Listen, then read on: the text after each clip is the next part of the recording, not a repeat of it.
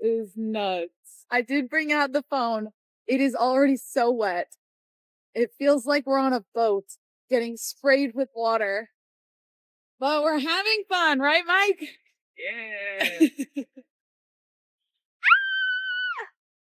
Oh my gosh. 요즘 해외 여행자들 사이에서 한국을 즐기는 방식이 완전히 달라지고 있습니다. 버스 타고 관광지 몇 곳 찍고 오는 게 아니라 아예 자전거 한 대에 텐트와 짐을 전부 싣고 국토를 종단해버리는 여행자들이 늘고 있는 건데요. 그 중에서도 최근 화제가 된 영상이 하나 있습니다. 미국에서 온 커플 마이크와 그의 여자친구가 추석 연휴를 맞아 한국의 동해안 자전거길을 완주하기로 결심한 것이었죠. 여자친구에게는 태어나서 처음 도전하는 자전거 여행이었습니다. 짐을 챙기고 숙소를 예약하는 대신 텐트 하나 짊어지고 낯선 길을 달리는 것이 얼마나 무모한 도전인지는 본인들도 잘 알고 있었지만 그럼에도 이들은 이른 아침부터 짐을 꾸리기 시작합니다. 그런데 숙소를 나서자마자 이 커플은 예상치 못한 장면과 마주치는데요. 동네에서 우연히 K-팝 그룹의 즉석 공연을 보게 된 것입니다. 마치 일상처럼 아이돌 공연이 펼쳐지는 거리 풍경에 신이 난 두 사람은 곧바로 지하철역으로 향합니다. 그런데 여기서 이 커플이 진짜 놀란 건 K-팝 공연이 아니었습니다.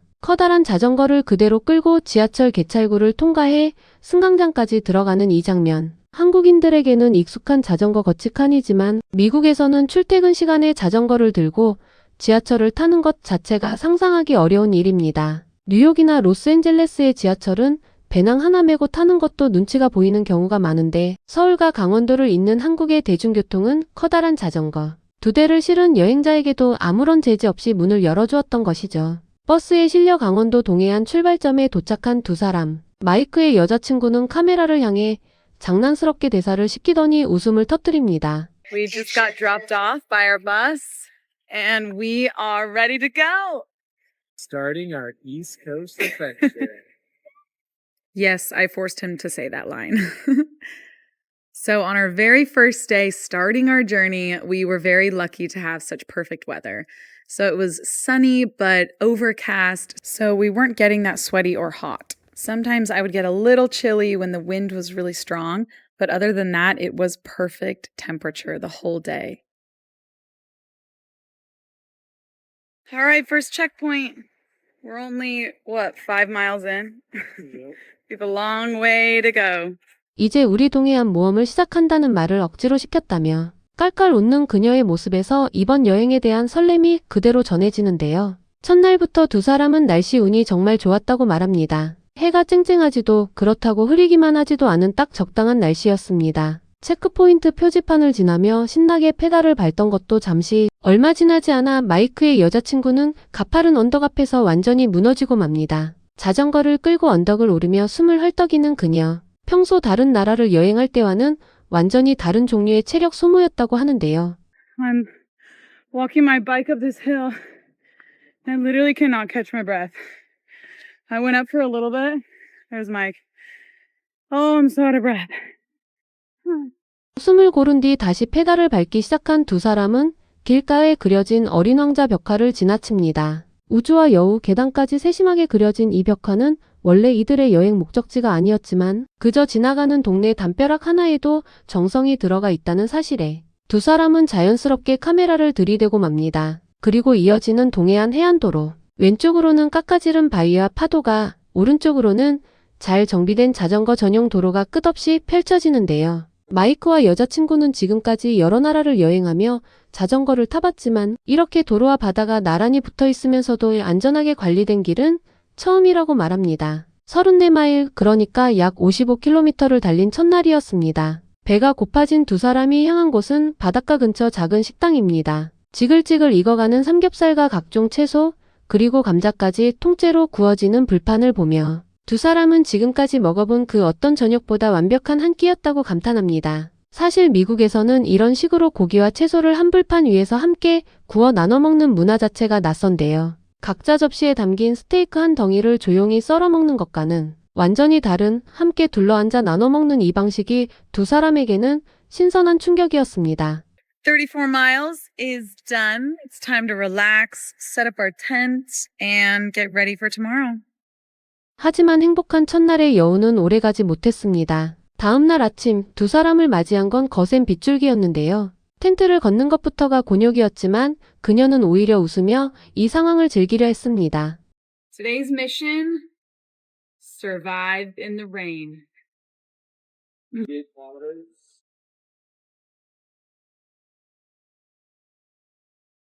We woke up, put away our wet tent. Spirits are kind of high. We're kind of just laughing through the rain, but I'm probably not going to film very much because I don't want to get my phone wet. So this is what you get outside the bathroom. This is nuts. I did bring out the phone. It is already so wet. It feels like we're on a boat getting sprayed with water. But we're having fun, right, Mike? Yeah. Oh my god. 빗물에 흠뻑 젖은 우비를 입고 카메라 앞에서 억지 미소를 짓는 그녀의 모습에서 힘든 순간에도 웃음을 잃지 않으려는 마음이 느껴집니다. 빗속에서도 두 사람은 멈추지 않았습니다. 저녁이 되어서야 겨우 숙소를 구한 두 사람의 거실은 순식간에 빨래방으로 변해버립니다. 젖은 텐트와 옷까지, 신발까지 전부 늘어놓고 말리는 모습을 보며 그녀는 이게 지금 우리 거실 상황이라며 웃음 섞인 한숨을 내쉬는데요. This is our situation right now. We are trying to dry everything. This is what our living room looks like. Currently trying very hard to get the rain out of all of our items. Honestly, a great setup. Good morning. We already packed up our bikes and now we're eating breakfast and ready to go. So pretty. Such a gorgeous morning. I think I would also rather have rainy, cool weather than the heat. This is so nice. So beautiful. First little hill of the day. All right, I gotta put my phone away. 그럼에도 다음날 아침이 밝자 언제 그랬냐는 듯 화창한 하늘이 두 사람을 반깁니다. 짐을 다시 꾸리고 길을 나선 두 사람. 이날 마이크의 여자친구는 지금까지 사용해 온 특별한 아이템 하나를 카메라에 소개합니다. 바로 한국의 자전거 여권 이른바 바이크 패스포트인데요. 동해안 자전거길을 따라 곳곳에 설치된 빨간 공중전화, 부스 모양의 체크포인트에 도착할 때마다 스탬프를 하나씩 찍어 나가는 시스템이었습니다. Okay, so this is the Korean bike passport that we've been using. Mike has been on a lot of different bike trips and he's been stamping each checkpoint on his journey. So on this trip, whenever we see one of these red phone booths, it's a checkpoint and we get to use a stamp to stamp our next place. Such a beautiful view of the ocean. And then you look to your left and it's an incredible view of the mountains. Love how everything is so cute in Korea. Like, this is the cutest bathroom I've ever seen. We made it all the way to Sokcho. This was a big moment because it meant that we had biked pretty far. 전국의 자전거 길마다 이렇게 체계적으로 코스가 표시되어 있고 심지어 완주를 기념할 수 있는 무료 스탬프북까지 마련되어 있다는 사실에 두 사람은 진심으로 감탄합니다. 미국에서는 자전거 전용 국도 자체를 찾기 힘든 데다 설령 있다 해도 이런 식으로 여행자를 위한 세심한 시스템까지 갖춘 경우는 거의 없기 때문입니다. 단순히 길을 안내하는 것을 넘어 완주라는 성취감까지 선물하는 한국의 배려에 두 사람은 페이지를 넘길 때마다 뿌듯한 표정을 감추지 못합니다. 바다와 산을 동시에 볼 수 있는 언덕 전망대를 지나 두 사람은 마침내 속초에 도착합니다. 며칠 동안 페달을 밟아 이 정도 거리를 왔다는 사실 자체가 감격스러운 순간이었는데요. 지친 몸을 이끌고 카페에 들른 두 사람은 베이글과 커피를 주문합니다. 그런데 정작 마이크의 여자친구가 넛을 놓고 바라본 건 음식이 아니었습니다. 바로 유모차에 탄 채 산책 나온 강아지 두 마리였죠. We stopped at a coffee shop to maybe get some pastries and a cup of coffee. Wow. Okay, yes, I was filming my bagels, but I was mostly just obsessed with these two little dogs in a stroller. Before moving to Korea, I had never seen dogs or puppies in a stroller, and now I honestly think it's so cute.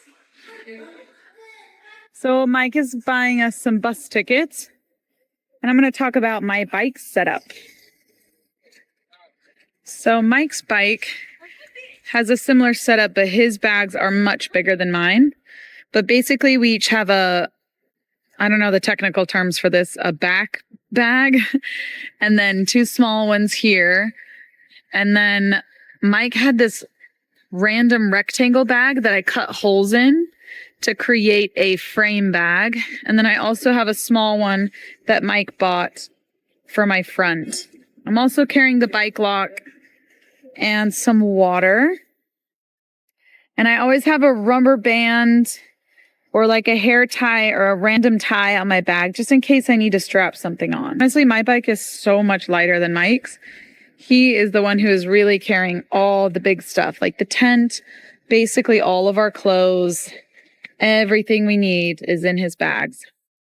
한국에 오기 전에는 유모차에 탄 강아지를 본 적이 단 한 번도 없었다는 그녀. 처음에는 낯설게 느껴졌지만 이제는 이보다 사랑스러운 광경이 없다고 말합니다. 반려동물을 가족처럼 대하는 한국의 문화가 외국인의 눈에는 작지만 확실한 감동으로 다가온 순간이었습니다. 체력을 회복한 두 사람은 다시 페달을 밟습니다. 파도 소리와 갈매기 울음소리만 들리는 고요한 해변 자전거길. 그녀는 이런 길이라면 평생 자전거만 타고 다니고 싶다는 말까지 남깁니다. So nice to be biking and all you hear is the waves and the seagulls. I feel like I only want to bike along a beach. 조용한 저녁, 언덕을 오르며 향한 곳은 이번 여행의 가장 특별한 목적지, 바로 통일전망대였습니다. 마이크는 카메라를 들어 저 멀리 흐릿하게 보이는 땅을 가리키며 말합니다. 저기 어딘가에 북한이 있다고. Location Observatory Checkpoint. North Korea is somewhere over there. There it is. Our last day on our bike trip was seriously so beautiful. The weather was gorgeous, and I'm so glad that we decided to go on this trip. 여행 내내 웃고 떠들던 두 사람의 표정이 이 순간만큼은 사뭇 진지해집니다. 분단의 현실이 고스란히 남아있는 땅 위에서 두 사람은 지난 며칠간 지나온 자전거길을 돌아봅니다. 지하철의 자전거를 그대로 싣고 빗속에서도 웃으며 페달을 밟고 체크포인트마다 스탬프를 찍으며 완주해온 그 모든 순간들이 이 전망대 앞에서 하나로 이어지는 듯 했는데요. 자신들에게는 그저 흥미로운 여행 아이템이었던 자전거 여권이 사실은 아직 끝나지 않은 한반도의 역사와 함께 놓여 있었다는 사실을 마주하며 두 사람은 한동안 말을 잃습니다. 한국인에게는 매일 지나치는 지하철역이고 동네 어귀에 붙어있는 낡은 공중전화 부스일 뿐입니다. 하지만 낯선 나라에서 온 이 커플에게는 그 모든 것이 여행 내내 감탄사를 자아낸 이유였습니다. 자전거 한 대로 국토의 절반을 종단하면서도 단 한 번도 위협을 느끼지 않았다는 이들의 마지막 소감은 우리가 얼마나 안전하고 잘 정비된 나라에 살고 있는지를 다시 한번 일깨워주는 것 같습니다.